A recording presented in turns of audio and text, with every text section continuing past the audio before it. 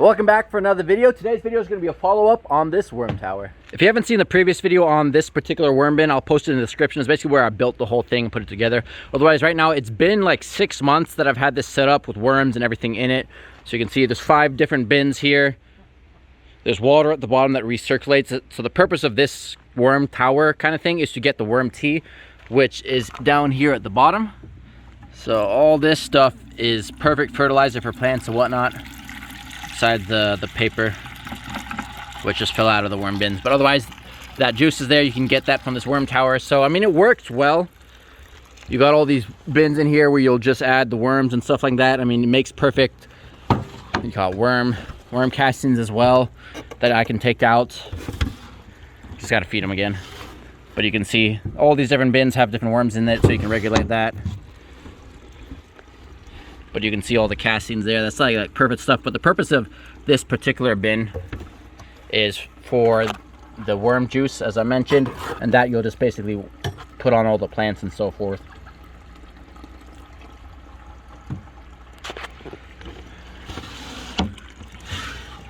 See all those worms down there. So as I mentioned, it works well. During the winter, I did have an issue though. It kind of gets too moist in here, and I don't know if you can see it, but what happened during the winter, it got like too moist in here, and it started like to kind of mold in there just because of the water, the humidity, the moisture, and it wasn't like hot enough. Like during the summer, that kind of evaporates. So I drilled some holes here on the side for ventilation and so forth, and that kind of helped a little for this particular style. I mean, there's a way that I'll do differently if I would do it again, which I'll explain. Otherwise, how I mentioned how it works is you got the worms in there, the water pumps up from the bottom up to the top over here. It goes through each bin, it basically gets the nutrients down into the bottom, and then I can put it out into here and water all the plants and so forth. I mean, not water the plants, but just add that extra nutrients for the plants. So it's just like fertilizer for them, concentrated fertilizer. I can empty this out every day if I wanted to and fill up more water.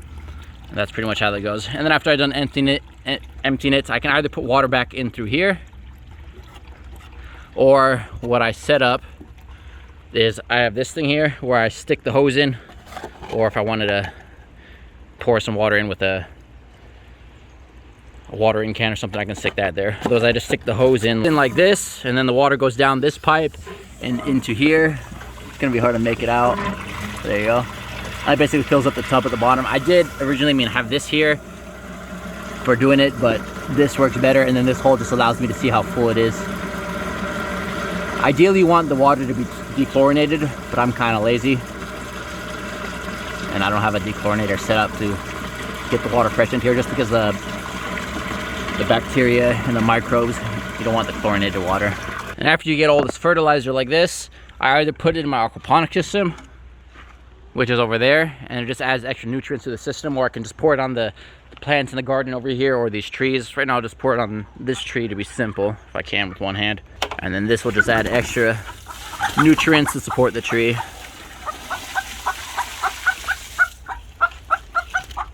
So that's pretty much how this setup works. It's pretty low maintenance, easy to do. You just gotta add food in the different bins and collect the water.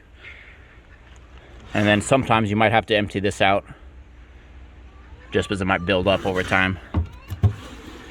But I mean, that's like perfect casting. So like if you want to do that, you just put the food on one side and then scoop it out from the other side eventually.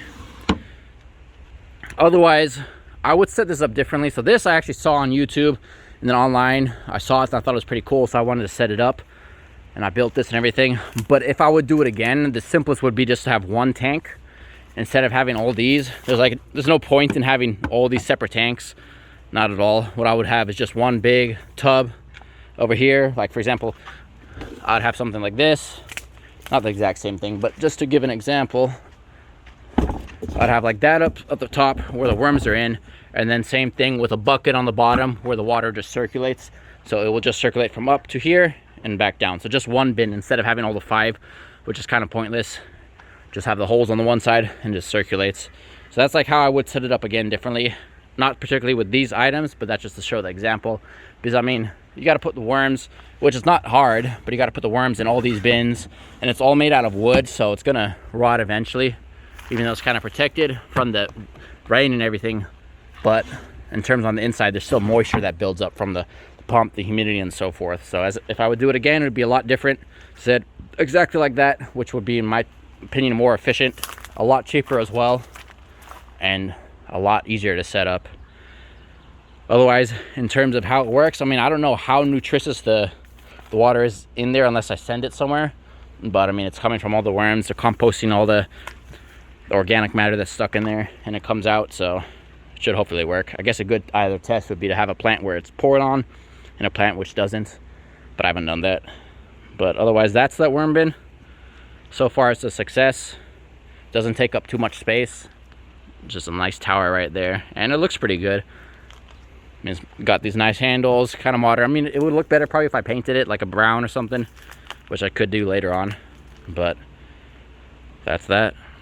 Well, that sums up this video. It is a pretty cool idea, I would say so myself, but I would definitely do it differently, as I mentioned in the video. If you haven't seen the first video on where I built this, check out that one up here. Otherwise, I appreciate the support, and I'll see you in the next one.